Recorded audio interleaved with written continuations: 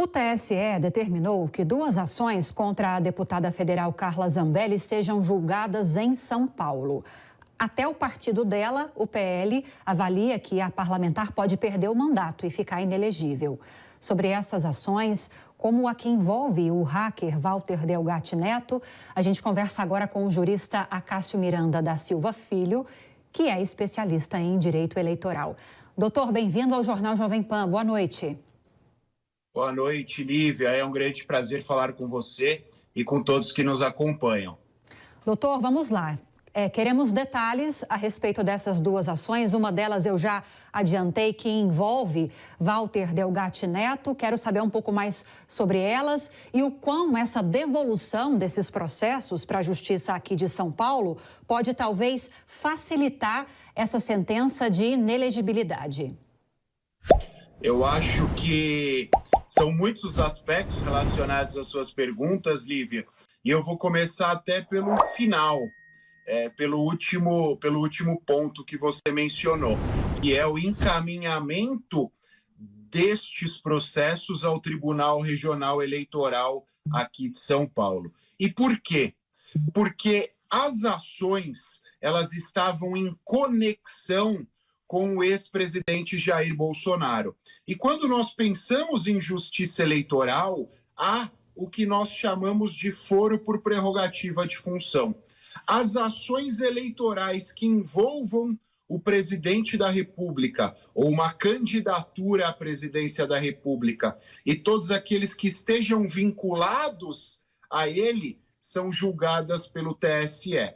As ações que envolvam candidaturas ao governo do estado, ao Senado Federal, a deputado estadual e deputado federal, são julgadas pelos respectivos tribunais regionais eleitorais. Como a ação que tramita contra a deputada Carla Zambelli estava em conexão com o ex-presidente, mas, como eu disse, não está mais, não há razão, segundo o Tribunal Superior Eleitoral, pela manutenção da sua competência.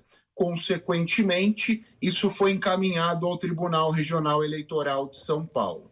Também há um ponto importante, a par disso que eu mencionei, que é uma eventual suspeição que seria alegada em relação ao ministro Alexandre de Moraes. Ministro Alexandre de Moraes, todos sabem, é ministro do Tribunal Superior Eleitoral e a deputada, aliás, Carla Zambelli, já disse em outras oportunidades que se considera perseguida por ele e uma das ações que tramita contra ela investiga uma suposta contratação por ela de um hacker para que ele invadisse as urnas eletrônicas e as contas pessoais do ministro Alexandre de Moraes. Como ele era o alvo dos fatos que levaram à instauração dessa ação eleitoral, eventualmente ele não poderia julgá-la ou, acaso participasse desse julgamento, poderia ser questionada a sua suspeição. Diante disso, diante destes dois elementos que eu mencionei, optou-se, portanto, pelo encaminhamento ao TRE aqui de São Paulo. Mas, de alguma forma, essa devolução, esse encaminhamento pode facilitar uma eventual sentença de inelegibilidade? Ou os critérios, doutor, seriam os mesmos se o julgamento acontecesse no TSE, como vai acontecer na Justiça aqui de São Paulo? Eu acho que não facilita, pelo contrário. Se nós pensarmos de forma prática, o Tribunal Regional Eleitoral de São Paulo tem sido muito menos...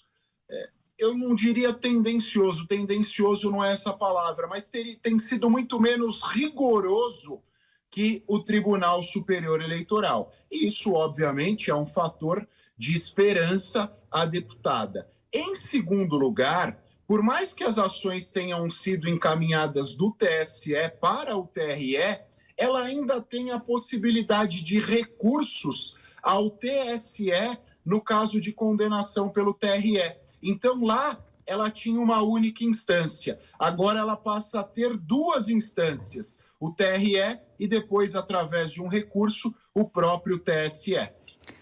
Estamos conversando com o jurista Cássio Miranda da Silva Filho, especialista em direito eleitoral, a respeito dessas ações envolvendo a deputada Carla Zambelli. Doutor, Dora Kramer, nossa analista, tem uma pergunta para o senhor também.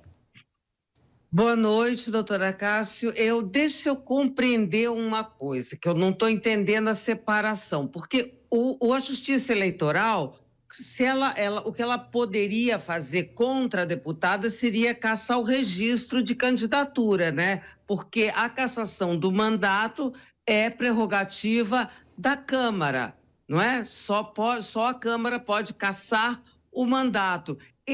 Me explica direitinho o que é isso, como é que é essa situação da deputada? Esse raciocínio meu está certo? Quer dizer, uma coisa é o registro da candidatura, tal como aconteceu, né, com Deltan Dallagnol, a outra coisa é a cassação do mandato ou não? Dora, boa noite. Mais ou menos. Por quê? A Câmara, obviamente, tem a possibilidade, tem a prerrogativa de cassar o mandato quando sejam praticados atos no exercício deste mandato que atentem contra o decoro exigido para o exercício da atividade parlamentar. Neste caso, repito, a cassação se dá pela Câmara. No que diz respeito à Justiça Eleitoral, podem ser apuradas irregularidades, tanto no registro da candidatura, como podem ser apuradas irregularidades durante o processo eleitoral, irregularidades estas que tiveram a capacidade de enviesar ou tornar o processo eleitoral menos justo em relação aos demais candidatos. No caso do registro da candidatura, há uma modalidade de irregularidade e, por conta disso, ela perde o seu mandato. No caso da irregularidade eleitoral, também há a possibilidade da perda do mandato. Qual é a diferença entre essa perda do mandato, que se dá pela Justiça Eleitoral, e a cassação do mandato pela Câmara dos Deputados? No final das contas, os efeitos práticos são os mesmos. A diferença é uma diferença de classificação jurídica, porque quando isso é determinado pela Justiça Eleitoral, nós chamamos de perda do mandato. Quando isso é determinado pela Câmara dos Deputados, nós chamamos de cassação. Repito, o efeito prático, no final das contas, é o mesmo. Agora, doutor, vamos ampliar um pouquinho esse cenário. A gente está trazendo essa situação que envolve a deputada Carla Zambelli. Temos também um cenário de inelegibilidade já confirmado para o ex-presidente Jair Bolsonaro. Embora ele tenha possibilidades de recursos, a maioria dos juristas com quem nós já conversamos aqui apontam que é muito difícil, no cenário que a gente tem hoje, que haja uma reversão dessa decisão da Suprema Corte Eleitoral.